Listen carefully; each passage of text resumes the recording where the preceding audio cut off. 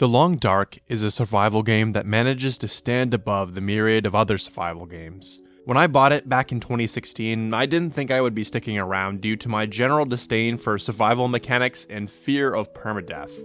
Yet I stuck with it, even came to absolutely adore the game. Why?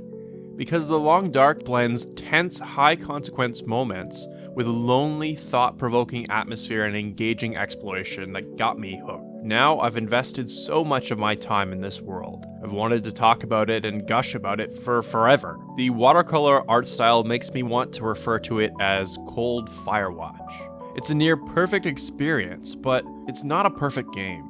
It has one fatal flaw that holds it back. What bothers me about most survival games is the way that the mechanics can feel, well, mechanical.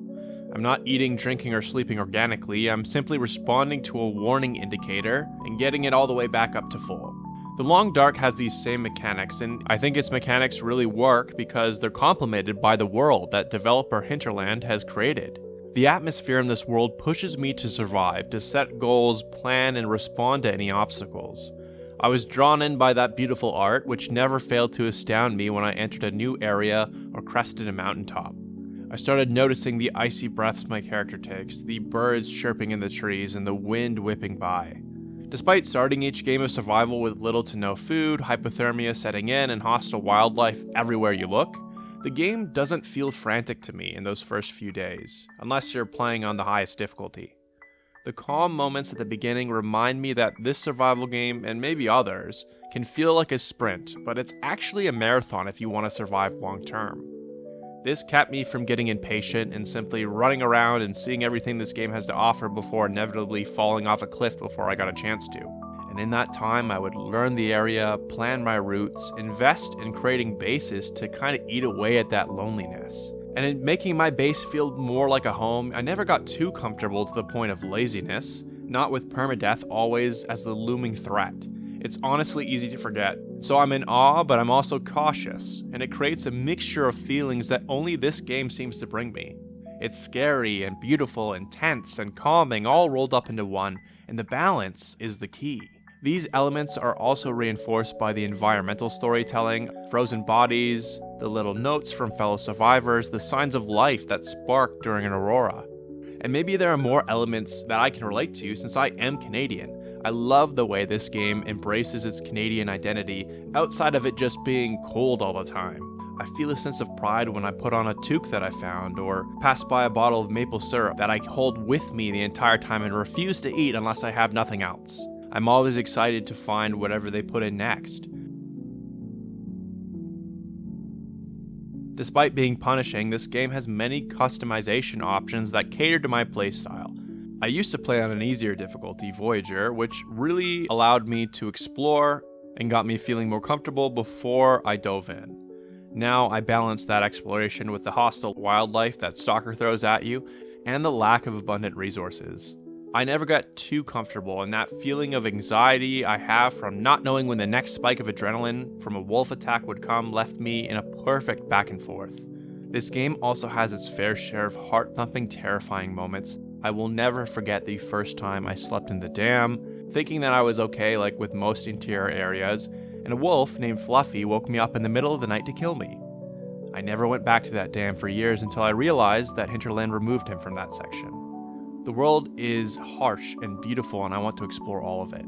Survival was always a firm foundation, a sandbox that allowed you to play how you wanted to play.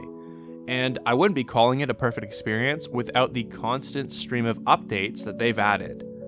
Regions, new features, mechanics, and fixes. Hinterland has shown just how invested they are in this game, and that shows in its community as well. If you're bored with that survival sandbox, there's also other gameplay options like challenges that I tried once, and it began with me being mauled by a bear and I never picked it up again. Wasn't for me, but that is certainly for someone. There's a lot of game to this game, and it's only getting bigger.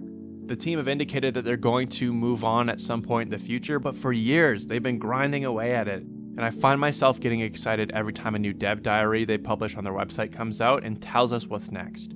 It was at some point reading all those updates that I realized just how much I love this game. And if this was everything that The Long Dark had to offer, I would be calling it the perfect game. But survival is actually only half the package. Wintermute is an episodic story mode released for The Long Dark alongside console debuts in August of 2017. 2 of the 5 episodes were released at launch in 2017, but episode 3 took a while, and it was released in 2019. Episode 4 was released in 2021, and episode 5 isn't even out yet. Over 7 years since this story mode began, and it's still not done. This has rightly frustrated fans who engage in the story mode, made even worse by the fact that Hinterland has begun releasing paid DLC called Tales from the Far Territory, a 6-part expansion that began in 2022 and is set to be completed in 2024. And sure, I don't really care that it's paid. Hinterland, take my money, you've given me hundreds of hours of enjoyment, but the fact that they started doing this before completing Wintermute is confusing to me. And it kind of makes it feel that Wintermute has been pushed to the side for whatever reason. Why did this take so long? Hinterland has gone on record through the development diaries on their website providing updates, and though it doesn't spell out the exact issues, it holds some important hints. Episode 1 and 2, when released, was met with some harsh criticisms and was later heavily retooled after release due to all the feedback. The new versions of these episodes had different sequences and mechanics, and episode 1 and 2 were re-released. And the pandemic definitely made that all the more difficult. Hinterland is a small independent studio working at their own pace, but also managing an incredibly popular game that has surpassed 10 million people. So as the game grew with updates, launching on more platforms, and there's even a movie in the works apparently, it's understandable that this would take more time. But it's unreasonable to expect that players wouldn't be anxious, even pissed off to this point, as they wait for Wintermute to be resolved.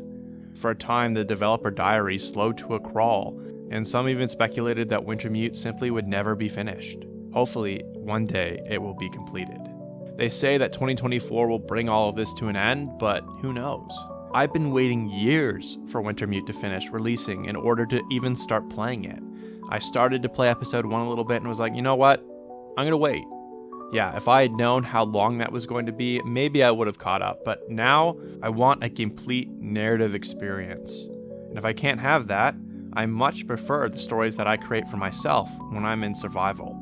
The hundreds of days exploring, harvesting, surviving by the skin of my teeth, I could tell you 100 stories. And for that, I am thankful. But I cannot call this the perfect game until it's all there to be played. So Hinterland, if you see this, I'm sorry if this sounds entitled considering what you've done with The Long Dark, how much time and energy you put in. I don't want to downplay that. I'm endlessly thankful to you for making this beautiful piece of art and letting me make memories in it. But please, we need you to cross the finish line on this. Finish Wintermute, finish Tales, finish building the perfect game so that I can experience it and tell others about it. And maybe restock some of that merch drop you did last year. I didn't get a chance. I wasn't expecting it to sell out so fast, and I could really use a mug or a hoodie. I hope you've enjoyed this video essay. I don't usually do things like this, and if you did, maybe consider subscribing. If you want more stuff like this, leave a comment, let me know, and I'll do some deep dives into other games and maybe other forms of media that I'm really passionate about. Appreciate you getting this far. Have a good one.